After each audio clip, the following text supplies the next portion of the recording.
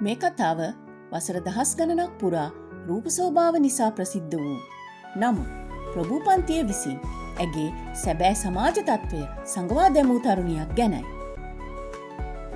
ඉතිහාසයේ විසින් ඇයව පහත්යයි නිගරු කළ පොළොවට සැඟවුණු සාක්ෂි පවසන්නේ වෙනත් කතාවක්. හෙළ කාර්මික යුගයේ අහිමි වූ අභිමානය ඇයයි. ඇයව සොයා ගැනීමට නම් අපි මුලින්ම පණ්ඩුකාභය රජතුමාගේ කාලයට යා යුතුයි. අප සොයාගෙන යා යුත්තේ අනුරාධපුර නගරයේ වඩාත්ම වැරදි ලෙස අර්ථකථනය කළ ඒ ප්‍රදේශයට ඒ උතුරු දොරටුවයි. මීට වසර 2400කට පෙර පණ්ඩුකාභය රජතුමා අනුරාධපුරයේ සැලසුම් කිරීමේදී උතුරු දොරටුව අසල ජනාවාස වෙන් කළේ කසල සෝදකයන්ට බව වංශකතාවල සඳහන් වෙනවා. නමුත් පණ්ඩුකාභය රජුගේ දැක්ම අනුව ඔහු කිසිවිටකත් නගර පවිත්‍ර කරන්නන් පමණක් හුදකලා කර වෙනම ගම්මානයක් ඉදි කරන්නේ නැහැ. පණ්ඩුකාභය රජතුමා යනු විවිධ ගෝත්‍රයන්, විවිධ සමාජ මට්ටම් එක්සේසත් කළ මහා යුග පුරුෂයෙක්. එතුමා සමාජයේ සෑම ස්තරයකම ජන කොටස් අතර මනා සහ සම්බන්ධතාවයක් හා සමගියක් ඇති කළ රජ කෙනෙක්. මේ රූපේ නගර වූ සුන්දර තරුණියට හා ඇයගේ පවුලට සිදු වූ දේ තේරුම් ගන්න නම් අද මේ කතා කරන සියලු දේ ගැන හොඳින් දැනගන්න ඕනේ. උතුරු දොරටුව අසල සිදු කළ කැණීම්වලදී හමු වූයේ පැල්පත් නෙමේ. ඉතා දියුණු ශිෂ්ටාචාරයක නටබුන්. වටිනා ආභරණ, වෙළඳ මුද්‍රා සහ උසස් තත්ත්වයේ මැටි භාණ්ඩ මෙහි විසූවන්ගේ ධනවත්භාවය හා ඉහළ රසාස්වාදය තහවුරු කරනවා. මහාචාර්ය සේනක බණ්ඩාරනායකගේ පර්යේෂණවලට අනුව අනුරාධපුර නගර සැලැස්මේ උතුරු දොරටුව යනු නගරයේ කාර්මික සහ සේවා කේන්ද්‍රස්ථානයයි. මේ ජනපදයේ සැබවින්ම වාර ඉංජිනේරුවන්, යකඩ සහ ලෝහ ශිල්පීන්, නගර කළමනාකාර ශිල්පීන්, මැටි ශිල්පීන්, ජලමාර්ග කාර්මිකයන්, ගබඩාකරුවන් සහ පිරිසුදු කිරීමේ සේවකයන් ඇතුළු සියලුම නාගරික නඩත්තු ඉංජිනේරු සේවකයන් සඳහා කලාපවලට බෙදා වෙන් කර ඉදිකරන ලද රජයේ නඩත්තු ඉංජිනේරු කාර්මික ජනපදයක් විය යුතුයි. අතීතයේ මේ හෙළ ශිල්පීන් සමාජයේ ඉතා වැදගත් ස්තරයක ජීවත් වුණා.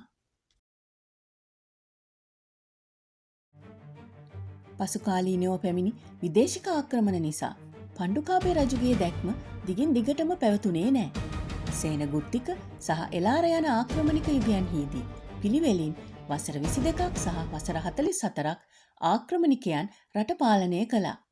මේ කාලයේදී සිංහල සමාජය පරිහානියට පත් වුණා. ඒ කාලයේදී මෙරට පාලන තන්ත්‍රයට ඉන්දීය වර්ණ ක්‍රමය හෙවත් කුල ක්‍රමය කාන්දු වුණා. ආක්‍රමණිකයන්ට සේවය කර වරප්‍රසාද ලබාගත් නව ප්‍රභූපන්තියක් බිහි වුණා. මේ කාලවලදී බමුණන්ගේ බලය වැඩි වුණා. විශේෂයෙන්ම රැකියාව අනුව හෙළේ පැවති කුල ක්‍රමය නොරුස්සන බමුණන්ට අලුත් පණක් ලැබුණා. මේ බමුණන් යකඩ කර්මාන්තය, වැව් ආශ්‍රිත කර්මාන්ත, මැටි කර්මාන්තය ආදී විවිධ කර්මාන්ත ශුද්ධ වූ ගින්දර සහ ජලය අපවිත්‍ර කරන රැකියා ලෙස සැලකුවා. නව ප්‍රභූපන්තියද තමන්ගේ බලය තහවුරු කර ගැනීමට මෙතෙක්කල් බලවත් වූ ගෞරවයට පාත්‍ර වූ හෙළ කාර්මික ශිල්පීන්ව අශුද්ධ හෝ පහත් යයි ලේබල් ගසා කොන් කරන්න පටන් ගත්තා. මෙම සමාජ පෙරළිය මැද උතුරු දොරටුවේ කාර්මික ගම්මානයේ ධනවත් පවුලක එක් දැරියක් උපත ලැබුවා. ඇය නමින් මාලා. ඇගේ පවුල ධනවත් වුවත් නව ප්‍රභූපන්තිය ඇයව හැඳින්වූයේ පහත් කුලයක තරුණියක් ලෙසයි. ඇය රූපයෙන් අගතැන්පත් තරුණියක් වුණා. ඇය හැදී වැඩුණේ තමන්ගේ තත්ත්වය සොරාගත් නමුත් ආර්ථිකව තවමත් ශක්තිමත් වූ හෙළ ශිල්පීන්ගේ ලෝකය තුලයි. මේ කාර්මික පවුල්වල තත්ත්වය සාමාන්‍ය හෙළ සමාජය තුල තවමත් නොනැසී පැවතුණා. බමුණන් හා නව ප්‍රභූ පැලැන්තිය ඔවුන්ව පහත් කොට සැලකුවත් සිංහලයාගේ සැබෑ තරාතිරම දන්නා රජමාලිගාව හෙළ කාර්මිකයන්ට තහනම් පැනවූයේ නෑ. ඒ නිසා ඇයටද රජමාලිගාවෙන් කිසිම තහංචියක් තිබුණේ නෑ.